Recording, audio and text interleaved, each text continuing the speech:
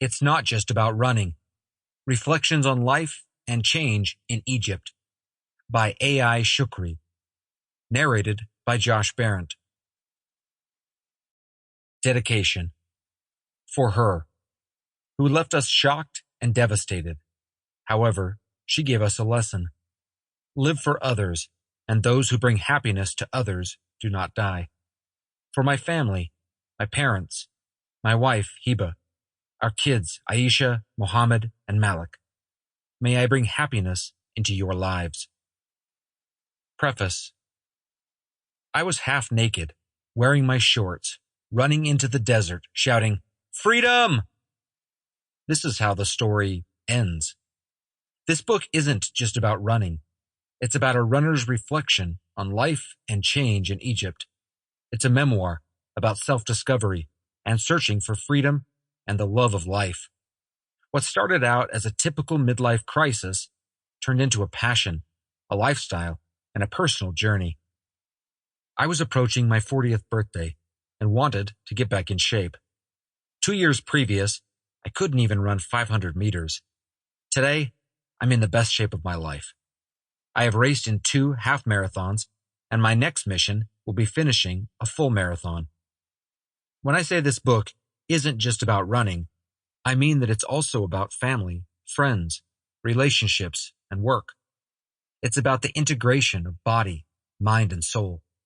It's about pain, stress, fear, death, life, solitude, happiness, passion, and freedom. So, get ready for an emotional ride. Running.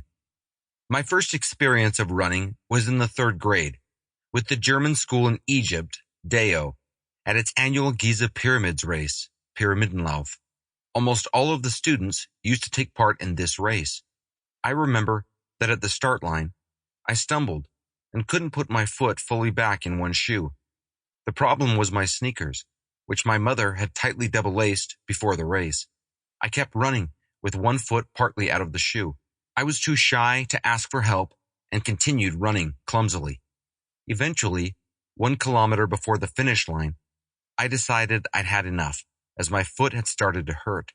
So I stopped a lovely lady and asked her to fix my shoe problem, and kindly, she did. I ran freely to the finish line, but I finished the race last in my class, and my brother kept teasing me that even tiny Nora, who was shorter than me, crossed the finish line before I did. I realized I wouldn't have been in that position if I had just asked for help sooner. Now, I blame testosterone and the Y chromosome for this "don't ask for help" attitude. The DEO organized another annual race called the 8 Hours of Running, in which classes competed against each other, with every student running a lap or more, depending on their class. The total number of laps for each class would be calculated, and the winner would be the class who ran the most laps in 8 hours. We lost. However, it was a brilliant idea for us to learn about group running, competition, and endurance. Years passed by as I participated annually in both races. Then I graduated and went to medical school. Running was put on hold for 20 years. Medical school. When I was in the 10th grade, I survived a horrific car accident and was hospitalized for 10 days, where all I could do was lie in bed. The one thing I remember well from that time is deciding to become a doctor. I remember waiting every day for the doctor to pass by my bed and tell me what was going on. He would eventually come along, say a few words, and go quickly. I didn't like the feeling of being ignored.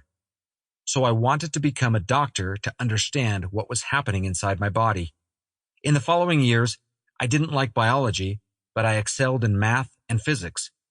By my final year of school, I was an A student in all subjects and didn't have any preference in what I would pursue at college. So I chose to be a doctor, as I thought it would be the natural and more straightforward path to follow my dad's steps. I just wanted to make him happy. I am sure he is happy now, but believe me when I say it's not an easy path. I spent 6 years in medical school, 1 year at an internship, and 3 years as Sample complete. Ready to continue?